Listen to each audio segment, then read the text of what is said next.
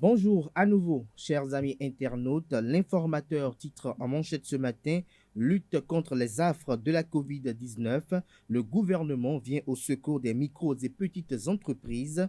Une subvention forfaitaire bientôt versée à chaque salarié. Les entreprises elles-mêmes bénéficieront d'une subvention. Le secteur informel sera aussi pris en compte. De très légères conditions pour être bénéficiaire. Des précisions à la page 3 de l'apparition de ce matin de l'informateur. Toujours la une de l'informateur de ce matin: mise en place du cadre de concertation de l'opposition. Paul Ronquet et Expérience Québec s'accordent. Le compte-rendu de leurs échanges est publié à la page 5 de la livraison de ce matin de l'informateur. Toujours à la une de l'informateur de ce matin: sélection pour les éliminatoires de la Coupe du Monde 2022. Michel Dussueur explique l'absence d'Andreas Runtonji. Des détails à la page 9 de la livraison de ce matin de l'informateur. Toujours à la une de l'informateur de ce matin: année scolaire 2021-2022. Le recrutement de 662 aspirants lancés. Ils seront formés pour servir dans les lycées agricoles. Des détails à la page 4 de la livraison de ce matin de l'informateur. L'oreille droite de la une de ce matin de l'informateur vous informe que dans le cadre de la rentrée prochaine, l'École supérieure d'administration, d'économie, de journalisme et des métiers de l'audiovisuel ESAE s'apprête pour l'année académique 2021-2022. Lequel titre est un des titres du journal École paru ce jour, lequel le journal École est à découvrir dans les colonnes de la page ce matin de l'informateur. Un journal École produit spécialement par les étudiants en formation de journalisme à l'ESAE Bedjoumédé. Le quotidien Fraternité titre ce matin manchette: David Afodjou sur le droit du travail en période de Covid-19. Il serait souhaitable que les employeurs et l'État négocient avec les travailleurs. Toujours à la une de Fraternité de ce matin: riposte à la Covid-19. Le gouvernement veut subventionner les entreprises. Toujours à la une de Fraternité de ce matin: première session du conseil de gestion du Kutumaku. Un nouveau pas vers l'inscription sur le patrimoine mondial de l'UNESCO. Matin libre titre ce matin en manchette: Bénin, la criette fait-elle encore peur, s'interroge le canard, en illustrant sa manchette de ce matin par le logo de la criette, écho de la Cour de répression des infractions économiques et du terrorisme, criette. L'article est à retrouver à la page 2. Toujours à la une de Matin libre de ce matin: Bénin, revue du secteur agricole, gestion 2020. Sylvie Hartlef salue les performances. Des détails à la page 6 de la livraison de ce matin de Matin Libre.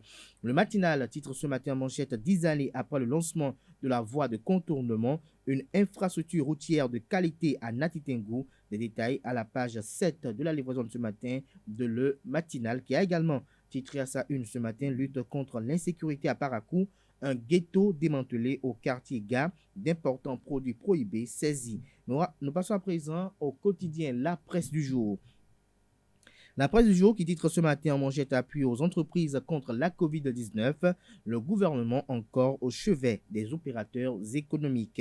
Toujours à la une du quotidien La Presse du jour: conférence sur l'avenir des investissements français en Afrique. Le ministre Romuald Wadaï représente dignement le Bénin.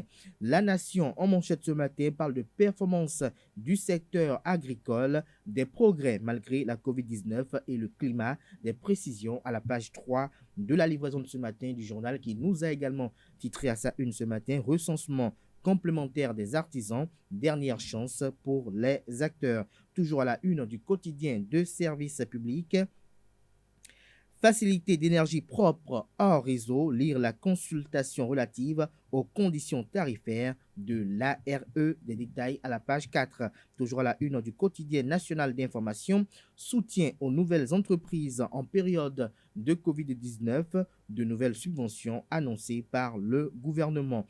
Notre époque en manchette ce matin parle de riposte à la Covid-19, des mesures pour les entreprises formelles et informelles. Le hautement social de Patrice Talon enclenché. Toujours à la une du journal Notre époque: lutte contre la criminalité phonique, accentuer la sensibilisation répressive pour faire reculer les trafiquants. Le quotidien Le Potentiel consacre sa manchette de ce matin au détournement de deniers publics à l'ORTB. Les coulisses d'un marché de corruption de Cotonou à Parakou. près de 260 millions partagés entre agents, copains et copines, 5 agents de l'Office et un prestataire de services au YOUF, un ancien directeur général de l'ORTB et Lukiatou Dangou Zato, écouté, relâché et mis sous convocation, 10 autres responsables dans le viseur de la justice, 3 prestataires s'obstinent à la BEF, identité des structures prestataires et leurs patrons convoqués. Plus de détails à la page 3 de la livraison de ce matin du journal Le Potentiel. Toujours à la une du quotidien Le Potentiel de ce matin. Pour atténuer les effets de la COVID-19, le gouvernement vient en appui aux entreprises. Toujours à la une du quotidien Le Potentiel, recrudescence des cas de COVID-19, les manifestations festives et culturelles à nouveau suspendues. Libération titre ce matin, pour atténuer les effets néfastes du COVID-19, le gouvernement lance de nouvelles mesures d'appui aux entreprises. Toujours à la une de Libération de ce matin, lutte contre la COVID-19, le peuple doit encourager les efforts du président Patrice Talon en se faisant massivement vacciner comme il en a donné l'exemple. Le quotidien Le Matin titre ce matin en manchette, envol du secteur agricole sous la rupture. Patrice Talon joint l'acte à la parole. L'emploi décent et durable des jeunes diplômés, un challenge majeur. Toujours à la une du quotidien Le Matin de ce matin, supposé acte d'adultère à la CBT, de la pure invention pour ternir l'image d'un cadre, nous rassure le confrère ce matin. Le pays émergent parle en manchette d'une affaire de fraude et de corruption à la douane béninoise. De nombreuses preuves qui accablent Achille Alassogbe, chef brigade de Ilakonji.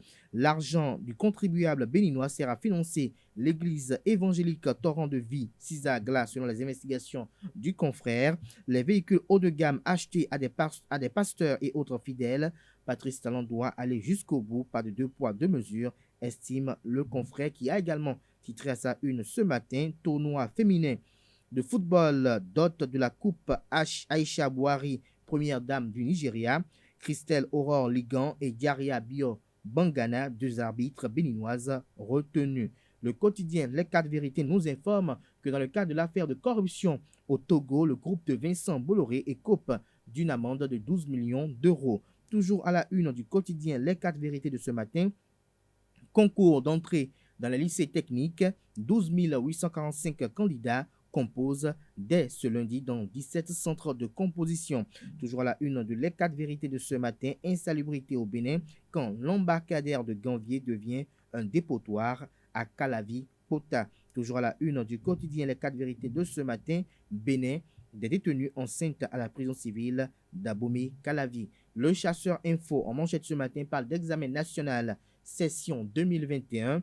La phase écrite de la licence lancée mercredi prochain. Le collège d'enseignement général Les Pylones accueille le lancement officiel. Les groupes 1 et 2 planches du 1er au 3 septembre. 963 candidats composent dans 20 filières des dispositions de respect des gestes barrières prises avec 41 salles mobilisées. Toujours à la une du quotidien Le Chasseur Info, visite des chantiers du programme d'action du gouvernement dans le département du Mono.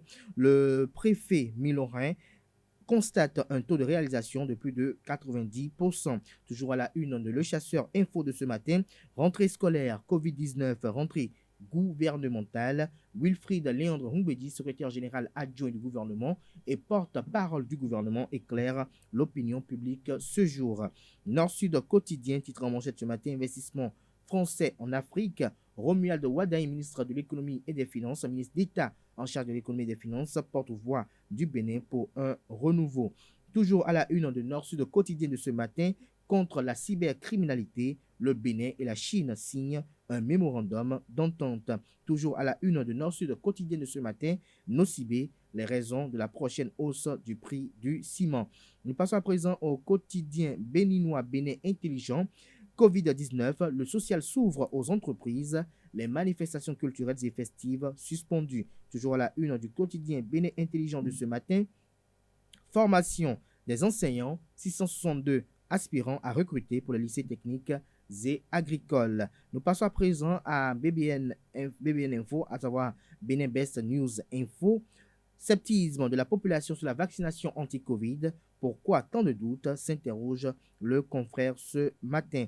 Toujours à la une du quotidien Benin Best News Info, port de perles de taille par les femmes africaines, un aphrodisiaque pour les jeunes gens.